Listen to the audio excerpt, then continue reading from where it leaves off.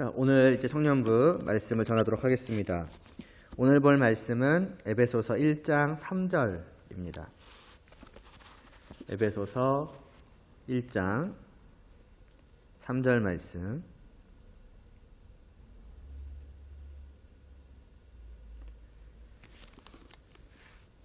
제가 봉독하겠습니다. 찬송하리로다. 하나님 곧 우리 주 예수 그리스도의 아버지께서 그리스도 안에서 하늘에 속한 모든 신령한 복을 우리에게 주시되. 아멘. 기도드리시겠습니다.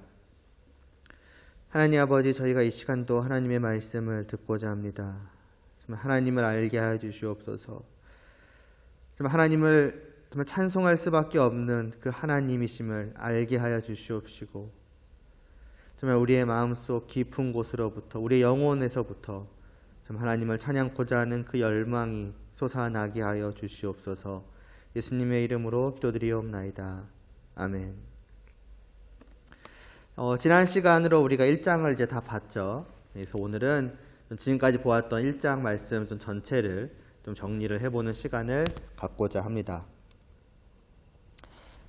크게 이렇게 세 부분으로 나눠져 있었죠. 1절과 2절에 이제 사도 바울의 인사말이 나오고, 그다음에 3절부터 이제 14절까지. 사실은 이제 그 뒤로는 쭉 이제 어떻게 보면은 본론이라면 이제 본론이라 할 수 있지만은, 또 하나로 뭉쳐져 있지만 또 둘로 나눠 보면은 3절부터 14절까지가 우리가 하나님을 찬양해야 하는 그 이유에 대해서 나와 있고, 그다음에 마지막으로 15절에서부터 우리가 보았던 마지막 23절까지의 말씀이 이제 사도 바울의 기도로 이렇게 되어 있었죠.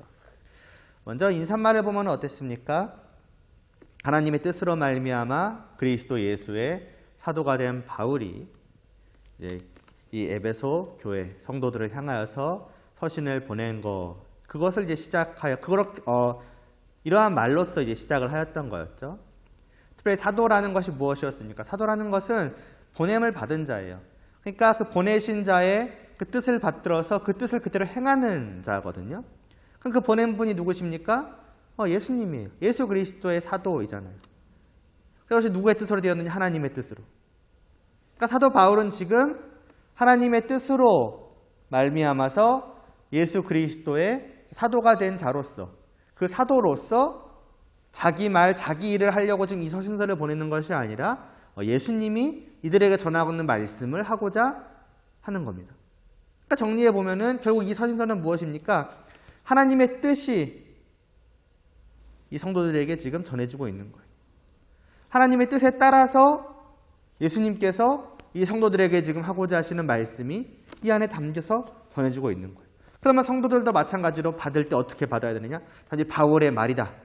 바울이 우리에게 개인적으로 권면한 것이다. 그게 아니라 이것은 하나님이 지금 우리에게 하고자 하시는 말씀이다. 하나님의 뜻에 따라서 예수님께서 지금 우리에게 주시는 그러한 말씀이다로 받아야 하는 것이죠.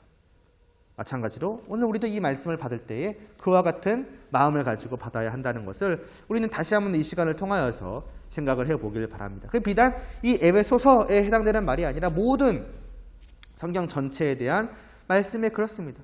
언제나 사람의 말이 아니라 하나님의 말씀으로 받아야 한다라는 것이에요. 그것을 다시 한번 여기서 직접적으로 사도 바울은 강조를 하고 있는 것이죠.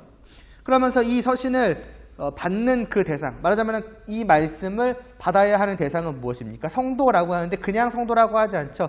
덧붙이는 말들이 있었습니다. 무엇입니까? 그리스도 예수 안에 있는 신실한 자들이에요. 믿음을 가짐으로써, 신실하다는 뜻이죠.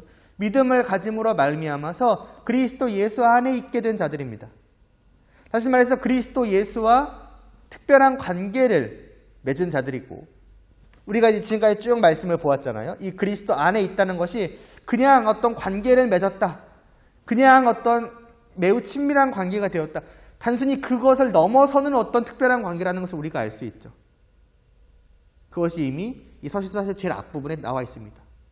그냥 보면 예수님을 믿는 자들인가? 예수님과 특별한 관계가 되었다 보다. 근데 보면 볼수록 이 그리스도 예수 안에 있다는 것이 얼마나 중요한 표현인지, 성도에게 있어서 성도가 그리스도 예수 안에 있다는 것이 얼마나 중요한 사실인지 지금 우리는 어느 정도 느낄 수가 있죠. 그러한 것이 이미 여기 안에 담겨 있는 것이죠. 너희는 그러한 자다. 뒤에서 좀 더 말씀을 드릴게요.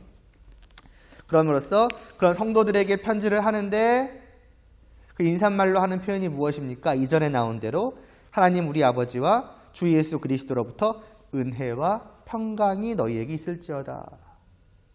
이것도 우리가 그냥 봤을 때는 인사말이라고 생각할 수 있어요. 기독교식 인사말이다. 교회에 오니까 이런 표현을 쓰더라. 예수님이 너에게 은혜를 베풀어 주시길 바래. 하나님이 너에게 평강을 주시기를 바래. 물론 그렇게 생각할 수도 있겠지만 또 역시 마찬가지로 1장 지금까지를 쭉 봐왔을 때 이 하나님의 은혜와 이 평강, 평화라고 해도 좋고, 그렇죠? 위로라고 해도 좋고, 안심이라고 해도 좋고, 어떻습니까? 이런 표현들에 대해서 지금까지 봐왔더니 이게 인사말이면 인사말이지만 단순히 의뢰하는 말이 아니구나. 정말 이것이 없으면은 성도에게는 안 되겠구나라는 생각이 쭉 들죠. 특별히 여러 번 반복하지 않았습니까? 15절부터 쭉 뒤에 보면서 이러한 성도가 위로와 확신을 가지는 것의 중요성, 필요성 이런 것들. 그런 걸 보면은 이것도 이런 의미가 또 담겨 있겠구나. 이러한 것들을 다 담아서 은혜와 평강이 있기를 바란다고 말한 거구나. 이런 식으로까지도 우리가 지금은 조금 더 깊이 생각을 해볼 수가 있을 것 같아요. 자, 이런 인사말이 이제 시작으로 이제 본론으로 들어갑니다. 전체로 보면 서론이라고 할 수도 있겠지만은 어쨌든 본론. 3절 찬송하리로다 하나님으로 시작을 하죠. 그러니까 사실은 제가 쭉 말씀을 전하면서 하늘에 속한 복에 대해서 여러 번 이렇게 강조해 왔기 때문에 이 어떤 3절부터의 그 핵심적인 주제가 하늘에 속한 복이 우리에게 주어졌다는 사실을 지금 사도 바울이 강조하고 있는 건가라고 생각하기 쉽지만 사실은 3절부터의 그 본론의 핵심은 무엇입니까? 하나님을 찬송하자예요. 하나님을 찬송해야 한다는 겁니다. 그게 핵심입니다. 그거를 전하고자 지금 이 말씀을 시작을 한 거예요. 어떻게 보면 3절부터의 그 말씀. 하늘에 속한 신령한 복 역시도 그것을 위한 내용일 뿐이에요. 어떻게 보면. 그러니까 우리의 초점은 물론 거기에도 있어야 되지만 근본적으로는 하나님을 찬송하는 것에 있어야 한다는 것을 생각을 해야 되고, 반대로 말하면 내가 성도라면 나는 하나님을 찬송하는 자가 되어야 되는데 과연 나는 어떤가? 우리는 이것을 늘 점검을 해보아야 합니다. 왜 이렇습니까? 하나님을 찬송하는 것은 성도라면은 마땅히 그럴 수밖에 없는 거예요. 성도에게는 하나님을 찬양해야만 하는 이유로 가득합니다. 그런 존재가 성도예요. 내가 성도가 되었다? 그럼 나는 하나님을 찬양할 이유로 가득하다. 라는 것을 의미하는 것입니다. 그래서 당연히 마땅히 찬양하라, 찬양해야 한다. 이면서 동시에 이것은 우리가 보았듯 하나님의 뜻이기도 하죠. 그러니까 마땅히 해야 할 하면서 하나님께서 성도들에게 요구하시는 바가 무엇이냐? 그 마땅히 해야 할 것을 하라는 거예요. 그러면서 성도는 이것을 당연히 해야 되고 자연스럽게 해야 되고 뿐만이 아니라 하기 위해서 또한 힘써야 하는 것이죠. 이것이 성도이고, 어떻게 보면 성도의 삶이라는 것은 그러므로 하나님을 찬양하는 것, 찬양하기 위해서 무언가를 하는 거예요.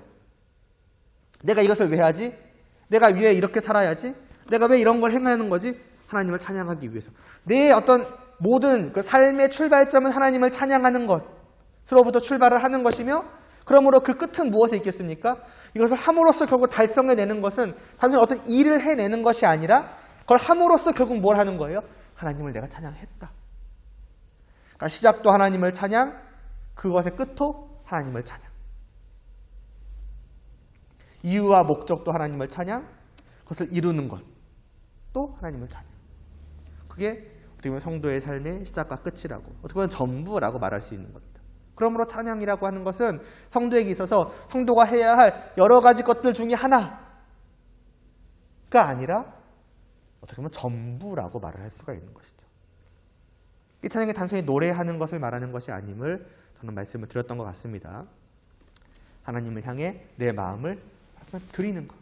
내 안에 하나님을 향해 가지는 그 특별한 마음들을 하나님께 드리는 모든 것이 다 찬양이고, 노래는 그 일부인 것이죠. 그 중에 하나인 것이죠. 내 마음을 입술의 말로, 노래로 표현하는 것. 그러나 사실은 모든 삶이 다 그런 것이다. 그래서 먹든지 마시든지 무엇을 하든지 다 하나님의 영광을 위하여 하라는, 그것은 결국 다르게 표현하면은 너희는 모든 것을 다하여서 하나님을 찬양하라. 이렇게도 알 수가 있을 거예요. 아무튼 이와 같다는 것이죠. 그렇다면은 왜 하나님을 찬양해야 되는가? 도대체 하나님을 찬양해야 될 그 이유가 무엇인가? 찬양하지 않을 수 없게 만드는 그것이 무엇인가라고 했을 때에 바로 이제 뒤에 나오는 거죠. 곧 우리 하나님, 곧 우리 주 예수 그리스도의 아버지께서 그리스도 안에서 하늘에 속한 모든 신령한 복을 주셨다는 거예요. 복 중의 복, 이 세상에서 찾아볼 수 없는 가장 행복한 것, 그것을 우리에게 선물로 주셨다라는 것이죠. 누군가에게 선물을 받으면 그 선물의 어떤 받았다는 사실로부터 일단 감사하는 마음이 생길 것이고, 그러한 마음은 그 선물의 크기, 뭐 선물의 질 이런 거라고 할까, 좋음, 복됨, 이것의 정도에 따라 달라지겠죠. 그에 따라 점점 더 커지겠죠. 받은 만큼 당연히 감사가 자연스럽게 나오지 않겠습니까? 마찬가지인 거예요. 하나님을 당연히 찬양할 수밖에 없는 거예요. 선물을 받았으니까. 근데 그 선물이 이 세상에서 흔히 볼 수 있는, 아니면 이 세상에서 흔히 볼 수 없는 선물, 그 정도도 아니라 이 세상에서 아예 찾아볼 수 없는, 이 세상 그 무엇과도 비교할 수 없는 오직 하늘에 있는 복, 그것도 그 복의 일부가 아니라 전부를 다 나에게 주셨다. 가장 복되고 귀하고 영광스러운 것을 나에게 주셨다면은 우리는 마땅히 하나님을 찬양하지 않을 수가 없을 것이며, 그 찬양, 다르게 말하면 감사, 사랑은 이 세상 그 무엇을 향해서도 갖지 않는 정말 특별하고 내 모든 것을 다 하는, 내 모든 것을 다 해도 마지막 합당하지 않을 정도의 그 가치가 하나님이 주신 그 복에 있는 거죠. 하늘에 속한 그 복이라고 하는 것을. 그것을 하나님께 나에게 주셨기 때문에, 이미 주셨기 때문에, 이미 받았기 때문에 받는 그 순간부터 성도 안에는 그 마음이 있는 것이며 자연스럽게 그것이 찬양으로 이어지게 된다는 것이죠. 그러면서 중요한 것이 그 앞에 나와 있었죠. 그리스도 안에. 그냥 하나님과 나와의 개인적인 1대1의 관계로서 주어지는 것이 아니었다고 하는 것입니다. 누구를 통해서 하나님께서 항상 이 모든 것을 주셨어요. 누구? 그리스도를 통해서. 그리스도 안에서. 다르게 말하면 그리스도를 떠나서 이것들은 주어지지 않는 거예요. 그래서 성도는 그리스도 안에 있는 자일 수밖에 없는 거예요. 그리스도가 없는 자, 그리스도 밖에 있는 자, 아니면 그리스도와 약간 관계에 있는 자, 이거는 성도일 수가 없는 겁니다. 이 모든 것은 오직 그리스도를 통해서 그리스도 안에서만 주어지는 거예요. 그러므로 성도는 오직 그리스도 안에 있는 자 외에 다른 무엇일 수가 없는 것입니다. 성도에게 있어서 예수님의 존재는 그와 같다는 거예요. 예수님이 차지하는 비중은 그와 같다는 것입니다. 100%. 99% 예수님, 1% 나, 그런 거는 있을 수가 없다는 거예요. 1%의 나의 어떠한 공로로서 내가 이 선물을 받았다? 아니라는 거예요. 오직 100% 주님의 공로로, 오직 100% 주님 안에서만 이것은 주어지는 겁니다. 그럼 구체적으로 그것이 무엇인데요? 라고 했을 때에 뒤에 4절부터 나오죠. 먼저 창세 전에, 이 세상이 시작하기도 전에, 우리가 태어나기도 전에 우리를 택하신 거예요. 선물을 주시기 위해서. 이것도 누구 안에서? 그리스도 안에서. 그러니까 하나님은 그냥 나를 보시는 게 아니에요. 언제나 주님 안에서 나를 바라보시는 거예요. 주님을 통해서 나를 바라보시는 거예요. 주님이 빠지시는 순간 하나님과 나와의 관계는 없어지는 겁니다. 100%예요. 100%. 이 안경 이렇게 생각하시면 오직 이 안경을 통해서만 보시는 거예요. 조금도 이런 식으로 보지 않으시는 거죠. 우리가 하나님을 바라보는 것도 마찬가지입니다. 하나님이 우리를 그렇게 바라보시는데 내가 주님 없이 하나님을 볼 수 있겠어요? 그럴 수가 없는 겁니다. 그런 생각조차 해서는 안 되는 거예요. 그래서 늘 말씀드리고 목사님도 항상 말씀하시지만은 내 공로라는 것이 있을 수가 없는 겁니다. 내가 무엇을 했기 때문에, 내가 이만큼 했으니까 하나님이 나를 더 바라봐 주시겠지, 나를 더 사랑해 주시겠지, 나에게 더 복 내려주시겠지, 없는 거예요. 근데 그것을 항상 모든 삶 속에 생각해야 돼요. 내 모든 삶은 그러므로 공로로서의 삶이 아니라 언제나 반응으로서의 삶입니다. 찬양의 삶이에요. 먼저 받은 것에 대한 반사, 마땅히 반사하는 거잖아요. 태양을 보면 눈이 부시고 선물을 받으면 감사하게 되고, 그 어떤 반사로서의 삶인 것일 뿐이지, 조금 더 먼저 내가 공로를 드림으로써 하나님이 그 뒤에 나에게 무엇을 주시는 것은 없습니다. 주님 안에서 항상 모든 것을 먼저 베풀어 주신 것이 하나님이시고 그걸 받은 것이 그리스도 안에 있는 성도라는 것을 우리는 다시 한번 잊지 말아야 할 것이며, 계속해서 보면은 우리를 택하셨고 우리를 사랑 안에서 그 앞에 거룩하고 흠이 없게 완전히 깨끗하게 하셨고, 그리고 그 기쁘신 뜻대로 우리를 예정하셔서 어떻게 자기의 아들들이 양자가 되게 하셨어요. 그러니까 우리를 선택하셔서 씻기시고 양자가 되게 하신 것이 바로 하나님께서 우리에게 베풀어 주시는 하늘에 있는 그 놀라운 복이라고 하는 겁니다. 달리 말하자면은 이 땅에 있는 우리를 하늘 위로 올리셔가지고, 쉽게 비유하면은 그 왕궁 안으로 들이셔서 왕자와 공주가 되게 하신 거. 성 밖에 있던 우리를. 심지어는 그런 우리는 본래 어떤 존재였습니까? 단지 땅에만 있는 존재 정도가 아니라 죄악된 존재였죠. 하나님을 떠나 죄로 가득한 존재였으며, 그래서 본래는 무엇이 마땅한 자입니까? 하늘로 올리기는커녕 그냥 저 땅 아래로 내려보내야 돼요. 어디로? 죽음으로, 지옥으로. 그래서 심판받아 멸망하는 것이 당연하고, 하나님이 신경을 조금이라도 쓰시기는커녕 오히려 무시하시고 그냥 내버려두시고 그리고 완전히 버려버리셔야 합당한 것이 우리인데, 그런 우리를 하나님께서 택하셨고 깨끗하게 만드셨고, 왜냐하면 죄악으로 가득했으니까 그 모든 것을 싹 깨끗하게 씻기셨고 바꾸어 놓으셨고 새롭게, 그리고 하늘 위로 올리셔서 자신의 양자가 되게 하셔서 그 하늘에 속한 모든 영광된 것, 왕궁 안에 있는 그 모든 것들을 마음껏 누릴 수 있게 하셨어요.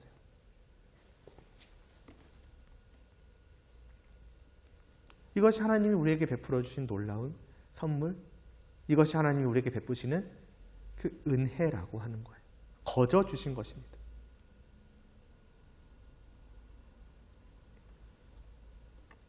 찬양이 나오지 않을 수가 없겠죠.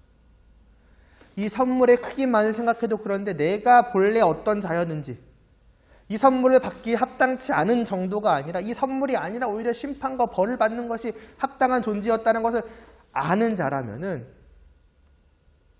그 하나님을 향한 그 찬양의 마음은 곱으로 커지겠죠. 뭐 곱 정도가 아니겠지만 그렇지 않겠습니까? 그러면서 왜 계속해서 여기서 이 자기 아들도 끊임없이 또 예수님 안에서라고 나오죠. 계속해서 왜 예수님이 나오는가? 단지 그냥 예수님이라는 것을 예수님을 통해서 주시고자 하는 단순히 어떤 전달자의 역할, 그 정도가 아니죠. 예수님은. 생각해 보세요. 나의 모든 이 죄인된 나를, 내 모든 죄를 그냥 깨끗하게 없애버리시고, 내 죄를 싸그리 없애버리시고 하늘로 올리시고, 이것이 그냥 되어지는 것이겠습니까? 물론 그냥 하실 수도 있겠지만은 하나님은 그렇게 하지 않으세요. 왜요? 하나님은 단순히 사랑이 넘치실 뿐더러 공의로우신 분이기도 하시거든요. 의로우신 분이에요. 정의로우신 분이라고요.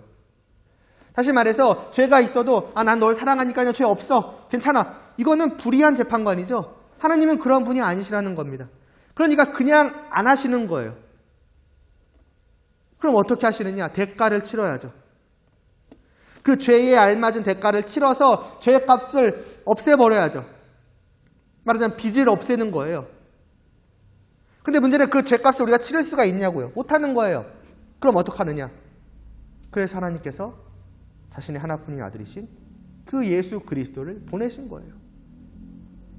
그 예수 그리스도를 통해서 우리의 모든 그 죄악을 싸그리 대가를 치르게 하신 거예요. 그 분으로 말미암아서, 그 분이 하신 일로 말미암아서 우리에게 이 모든 축복이 내려질 수 있게 된 것입니다. 그래서 그분이 없으면 안 된다는 거예요. 그분이 없이 내가 그 빚을 갚을 수가 없기 때문에. 그래서 아까도 말했지만 그분이 없이는 하나님은 나를 보지 않으신다는 거예요. 그분이 없으면 나는 그저 죄인이니까. 그 죄인인 나는 멸망받아 마땅한 자이니까. 선물을 주실 만한 자가 아니니까. 주시고자 해도, 설령 주실 수 있다고 해도 그러지 않으시니까. 공의로우신 하나님께서는.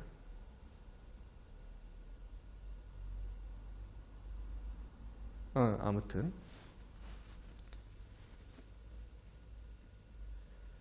예수님은 무엇을 하십니까? 어떻게 대가를 치르십니까? 곧바로 7절에 나오죠. 우리는 그리스도 안에서 그의 은혜의 풍성함을 따라 그의 피로 말미암아 속량 곧 죄사함을 받았느니라. 뭐예요? 그의 피예요. 그의 죽음이에요. 우리가 본래 받아야 할 그 죄에 합당한 그 죽음이라고 하는 그 형벌, 그 심판을 아무런 죄가 없으신, 아무것도 받을 이유가 전혀 없으신 그분께서 친히 받으셨다는 것입니다. 우리를 위해서 자신의 목숨을 버리셨어요. 그래서 그 은혜의 풍성함을 말하고 있는 것이죠. 은혜 없이는 이런 거 하지 않으시는 거예요. 하실 수가 없는 것이죠. 아무 이유 없이 그냥 하시지 않는 거예요. 우리를 향한 사랑이 너무나도 컸기 때문에, 그 사랑으로 말미암아 우리에게 베푸시는 그 은혜가 너무나도 컸기 때문에 기꺼이 그분은 우리를 위해서 피를 흘려 죽으셨다는 것입니다. 이 모든 것은 은혜예요. 우리의 어떤 공로나 어떤 대가가 아니라 그 대가를 지불할 수도 없고, 그래서 은혜 아니면 아무것도 안 되는 겁니다. 오직 하나님이 베푸시는 은혜, 하나님의 아들이신 예수 그리스도께서 베푸시는 그 은혜로 말미암아 우리는 이 모든 것을 받을 수가 있다라는 겁니다.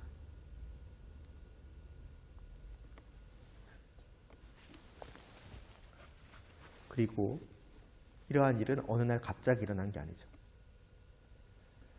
어느 날 갑자기 하나님께서 아들아 너가 한번 가서 저들을 구원해 볼래? 이렇게 하신 게 아니었죠. 이 일은 아까도 잠깐 봤지만 창세 전에 일어난 일이었습니다. 이미 창세 전부터 하나님께서 이미 계획해 오셨던 거예요. 그 아들과 또 성령님과 함께 계획하셨고 그리고 결정하셨던 일이에요. 이것은 오랫동안 비밀로서 감추어져 있던 일이었습니다. 특별한 일이었기 때문에 아무에게나 드러내 보이시지 않은 것이었죠.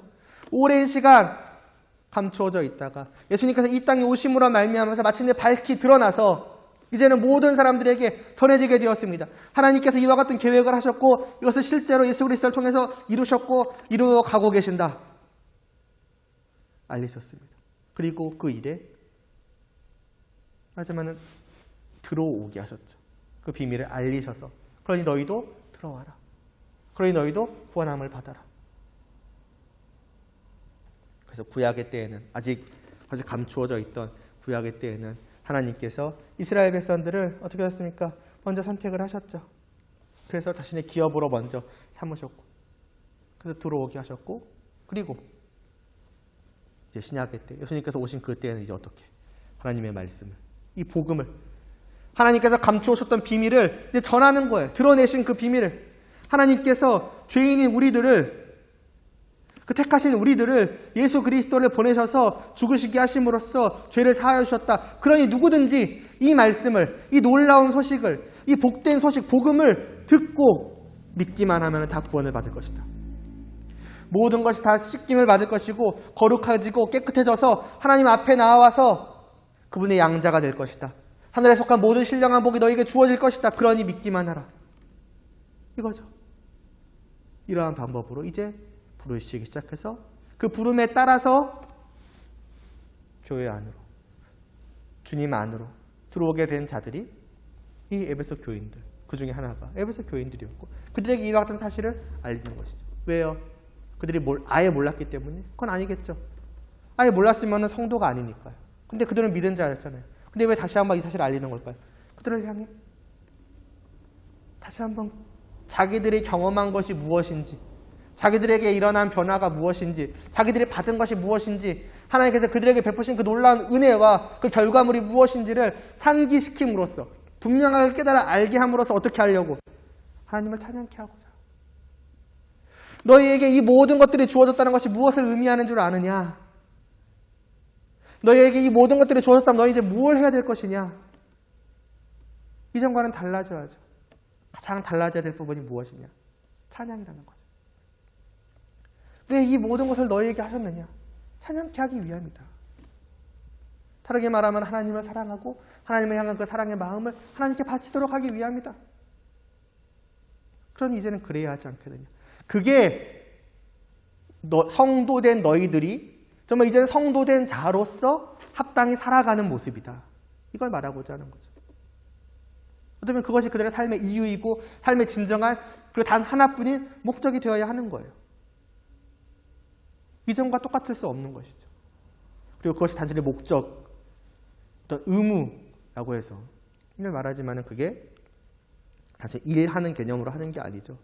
그래서 기쁨으로 즐거움으로 나의 사랑하는 하나님을 향해 마치 뛸 듯이 그렇게 살아가는 것이죠.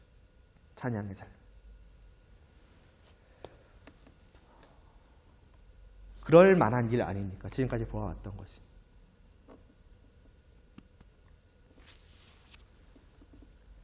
그리고 이러한 사실을 전한 다음에 사도 바울은 이제 이들을 위한 기도를 하죠. 그 기도에 무엇보다 처음에는 무엇을 합니까? 감사를 합니다. 이들을 생각하며 기도할 때마다 감사가 끊이지가 않아요. 왜요? 이들에 대한 이 에베소 교인들에 대한 소식을 들으니 그들이 교인인 것이 맞거든요. 그들이 성도인 것이 분명하거든요. 다시 말해서 그 하늘에 속한 신령한 복을 하나님께서 그들에게 베풀어 주셨다는 사실이 너무나도 명백하거든요.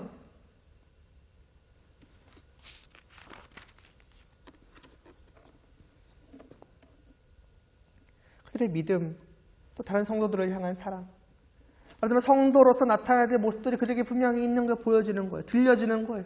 이들이 맞구나. 하나님 정말로 감사합니다. 이들을 구원하여 주셨군요. 이들에게 그 놀라운 복을 주셨군요. 정말로 감사합니다. 감사하고 그러면서 또 이들을 위해 기도하는데 뭘 기도할까요? 아니 이미 다 받은 거 아니에요? 다 누린 거 아니에요? 이제는 그냥 감사 외에는 할 게 없잖아요. 무엇을 더 말하자면 하나님께 구해야 될 게 있습니까? 있는 거예요. 그게 무엇이냐? 아는 것. 다르게 말하면 더 아는 것을 원하는 거예요.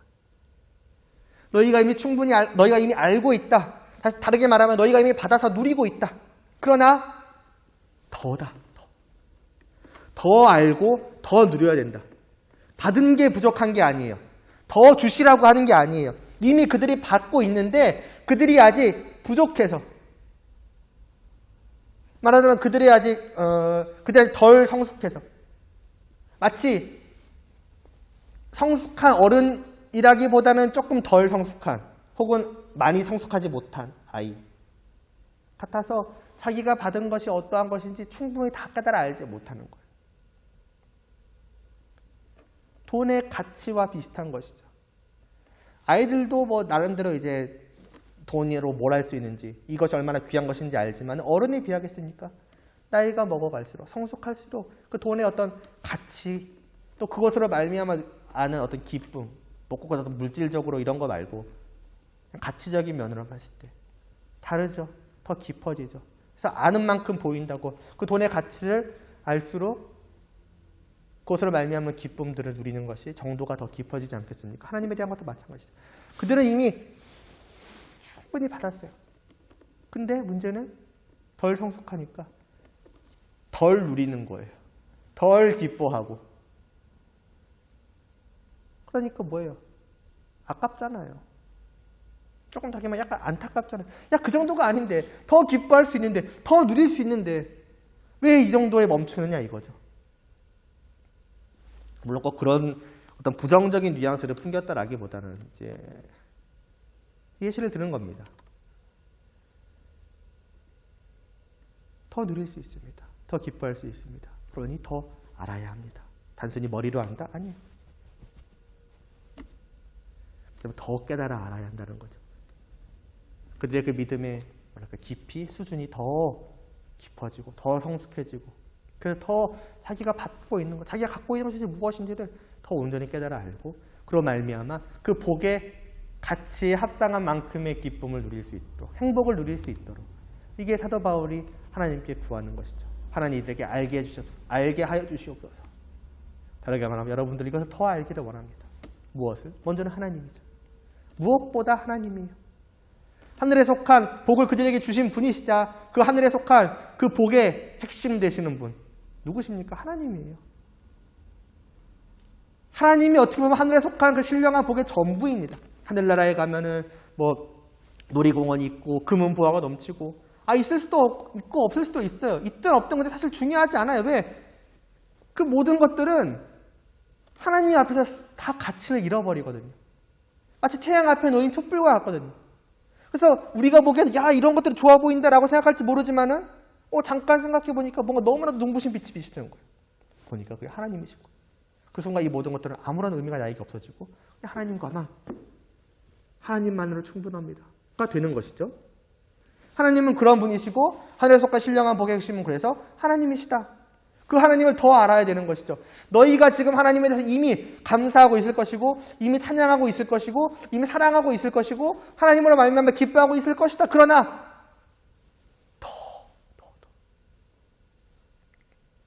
더 기뻐할 수 있다. 아니 더 기뻐해야 된다. 더 사랑해야 된다. 더 즐거워야 된다. 더 행복해야 된다. 하나님은 그런 분이다. 알아도 끝이 없는 분. 누려도 끝이 없는 분. 그 하나님을 더 알기를 원하고 그리고 무엇입니까? 그 하나님과 함께 그 하나님이 그들에게 베풀어 주시는 것들. 몇 절입니까? 18절. 너의 마음의 눈을 밝히사 그의 부르심의 소망이 무엇이며. 하나님께서 우리를 부르셔서 무엇을 주고자 하시는가? 그리고 성도 안에서 그 기업의 영광의 풍성함이 무엇이며. 다 마찬가지인 거예요. 하나님에 대한 것, 하나님이 그들을 부르셔서 주시고자 하는 그 소망. 말하자면 하나님과 함께 누리는 그 영원한 천국의 삶이죠. 그리고 그 기업의 영광. 그것이 얼마나 영광스러운 것이고 얼마나 풍성한 것이고 복된 것인가. 이것들을 너희가 알기를 원하고 누리기를 원하고 그리고 그것을 마무리하는 마지막 세 번째. 무엇이었습니까? 그의 힘의 위력으로 역사하심을 따라 믿는 우리에게 베푸신 능력에 지극히 크심이 어떠한 것을 너희로 알게 하시기를 원한다. 하나님의 능력이에요. 그것을 베풀어 주시는. 왜요? 내가 지금 받아 누리고 있는 것이 크다는 것을 알면 알수록 복되다는 것을 알면 알수록 정말 기뻐하는 한편으로 우리는 불안해할 수밖에 없어요. 이만한 가치가 있는 것을 과연 내가 지켜낼 수 있을까? 내가 끝까지 받아 누릴 수 있을까? 끝까지 이것을 가지고 가서 영원히 누릴 수 있을까? 이것을 들고 있는, 말하자면 이건 나에게 너무 벅찬 것인데 이런 생각을 하는 것이죠. 그래서 불안해지는 거예요. 기쁜 한편으로.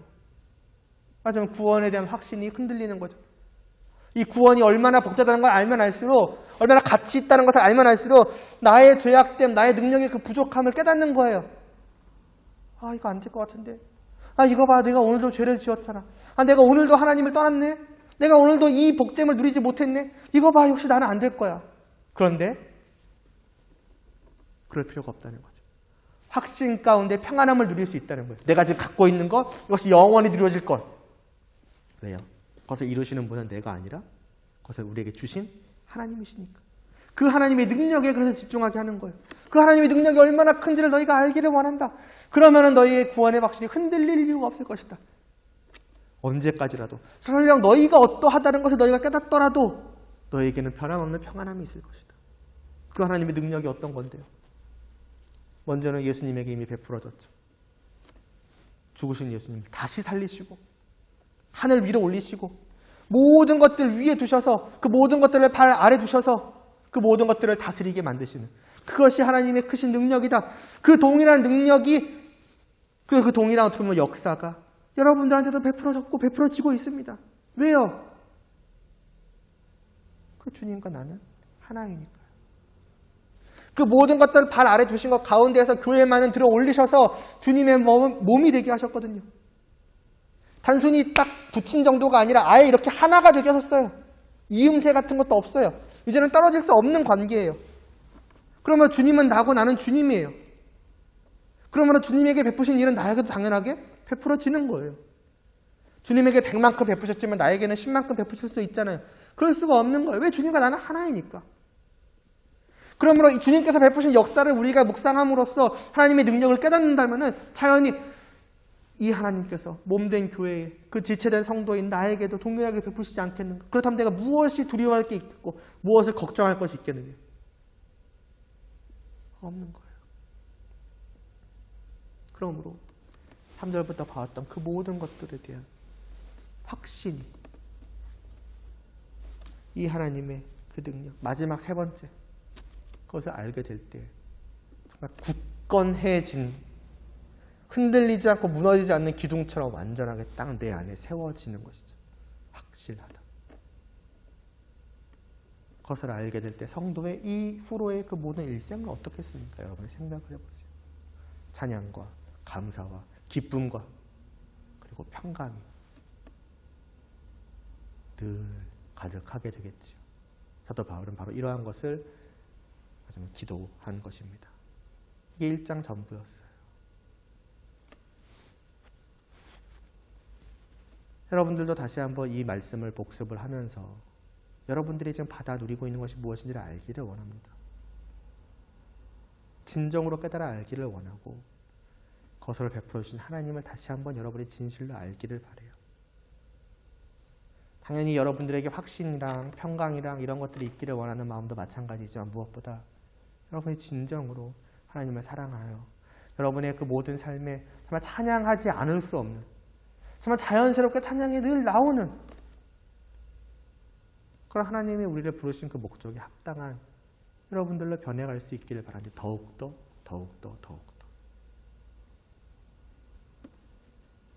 기도드리겠습니다. 하나님 아버지, 1장을 우리가 복습을 해보았습니다. 다시 한번 이 말씀을 돌아보며